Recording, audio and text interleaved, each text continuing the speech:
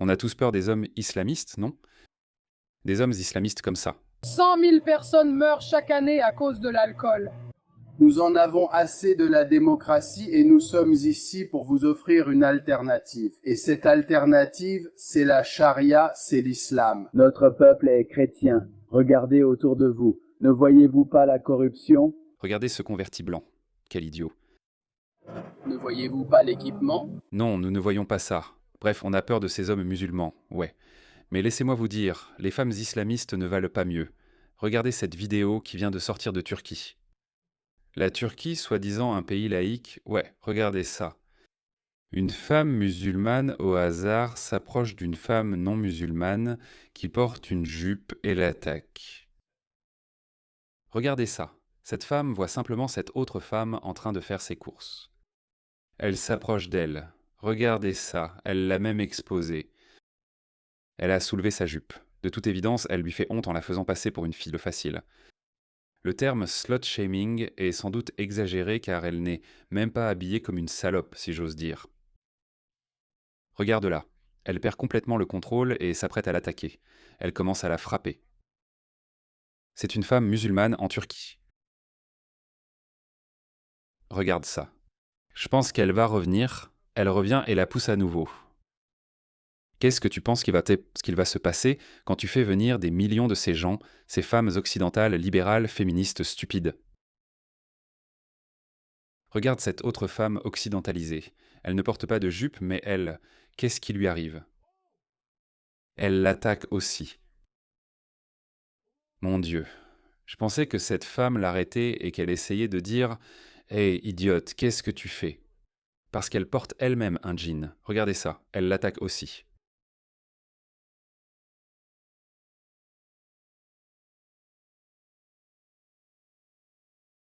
Regardez ça.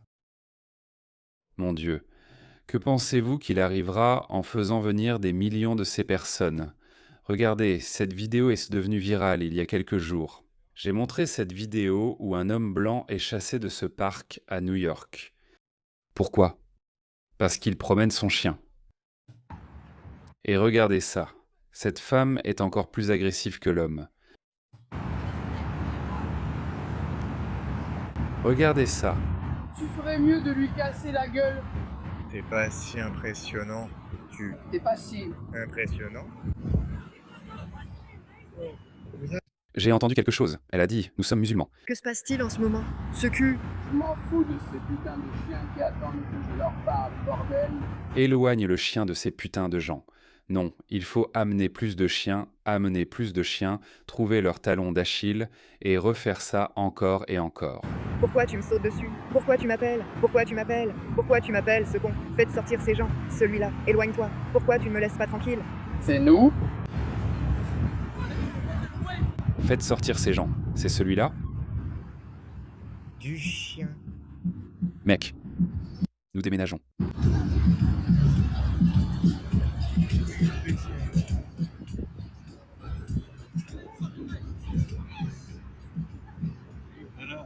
Aussi fous l'un que l'autre, ils sont vraiment aussi fous.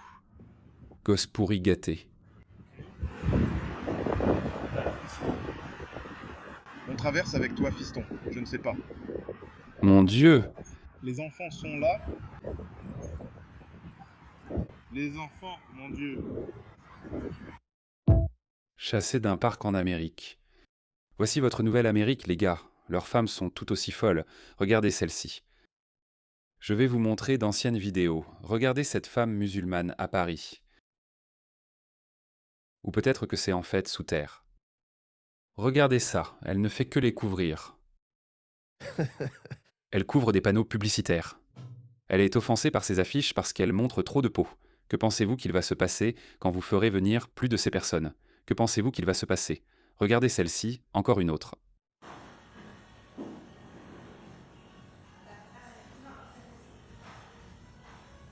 Elle l'a enlevée. Ceci, c'est European Lives Matter. Évidemment, ça ne compte pas pour elle. Elle est là, genre, non, nos vies comptent. Et si on doit te tuer pour le prouver, eh bien qu'il en soit ainsi. Regarde cette femme qui se croit tout permis. Et elles n'ont aucun respect pour les lois, aucun respect pour la culture locale, les lois, les coutumes. Rien. Quand je suis arrivé en Australie pour la première fois, j'ai vu qu'on ne pouvait pas se garer. Mon oncle m'a dit « Ne te gare jamais, jamais, jamais sur une place pour handicapés. Tu vas avoir une grosse amende. » Je ne me suis jamais garé sur une place handicapée. Il m'est peut-être arrivé de m'arrêter un instant dans une zone où l'arrêt est interdit, mais pas en plein milieu de la rue. Mais tu sais ce quand tu vois arrêt interdit. Ouais, arrêt interdit. Une fois, j'ai eu une amende très tôt. Et j'ai pensé, tu sais quoi? Au diable ça, ne fais jamais ça. L'Australie aussi est en train de s'effondrer. J'ai vu des gens venant de pays du tiers-monde ne montrer aucun respect pour les panneaux de stationnement, pour les règles de la route, les panneaux de signalisation. Voilà ce qui arrive quand on fait venir des gens de culture du tiers-monde. Écoutez cette femme. Ma fille est handicapée et vous êtes garé sur une place de parking réservée aux personnes handicapées. Enchantée de vous rencontrer. D'accord, oui, donc je me demandais si je pouvais avoir cette place parce que, eh bien, vous ne semblez pas avoir de handicap, donc vous pouvez voir ce que c'est qu'être handicapé. D'accord, ma fille est vraiment handicapée. Donc ça pourrait être mis en scène, d'accord? Ça pourrait être mis en scène. Mais l'idée reste la même. J'ai vu beaucoup de gens, donc ça pourrait être une mise en scène ou un sketch. Mais je maintiens cela parce que même si ce clip n'est peut-être pas réel, le problème qu'ils mettent en avant est 100% réel. J'aimerais me garer là où je veux me garer ici. Donc nous, on a un accès plus facile. Non, tu peux chercher une autre place de parking. On a un accès plus facile aux portes là-bas. Je pense que tu perds ton temps. Va ailleurs. Je pense que tu perds ton temps. Je pense que tu mens. Comment ça, je mens? J'ai une fille handicapée. Grand espace. Désolée, mais votre mari ne semble pas handicapé. C'est pour handicapés. Allez vous garer ailleurs. Vous savez quoi? Je vais fermer ma fenêtre. D'accord? Je ne veux pas que vous fermiez la fenêtre. Tu es une hyène? Tu es une hyène? Oui, ça ressemble à une femme du Moyen-Orient. Tu es une hyène maintenant? D'accord, laisse-moi te montrer cette vidéo. C'est 100% réel. En plus, je lui donne une contravention pour ma voiture. Hein? Et un sourire sur nos dents. Dur, ne dors pas. Tisna. Apporte-moi, d'accord. Ferme ta bouche. Va dans ta chambre. Amende. Amende. Amende. C'est ce qui arrive quand on se gare illégalement, bande d'abrutis. Tu vois, ils ne comprennent pas. Ils ne comprennent pas. Amende. Amende. Il est dans un quartier du tiers-monde. C'est là où il est. C'est ça, en fait. Quelqu'un cherche Boss, Bossman? Il est juste ici. Boss, je veux ton numéro de badge. Regarde, ils s'en fichent, ont leurs propres valeurs et coutumes. Les lois occidentales ne les intéressent pas en spa. Le Mahdi, celui qui est l'éradicateur de tous les koufars. On pourrait l'appeler le Terminator, celui qui est venu pour éliminer tous les koufars. Et dans un autre récit similaire à celui-ci, il a dit « Anna Nabiyyi, Anna Malham ». Il parle de Muhammad. Il dit que Muhammad est venu pour détruire tous les infidèles et toutes les religions non islamiques. Et donc, par conséquent, c'est la responsabilité ou le devoir de chaque musulman de faire la même chose. À quel point voulez-vous que ce soit plus clair? Je suis le prophète des massacres, Malhama, un bain de sang partout.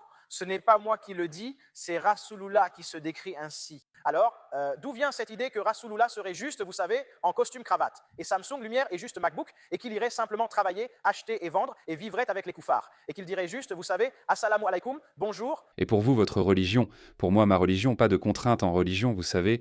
Vous avez entendu des musulmans dire cela, il vous dit que c'est un savant musulman. Il vous dit que ce n'est pas ça l'islam. Ce n'est pas ce que prônait Mohammed. Mohammed a lui-même dit que je suis venu pour répandre la terreur et vivre comme Georges Abdul Wahid.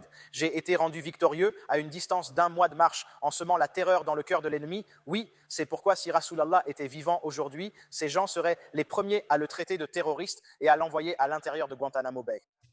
Oui, si Mohammed était vivant aujourd'hui, il aurait été un homme distingué, il aurait été le plus grand terroriste du monde.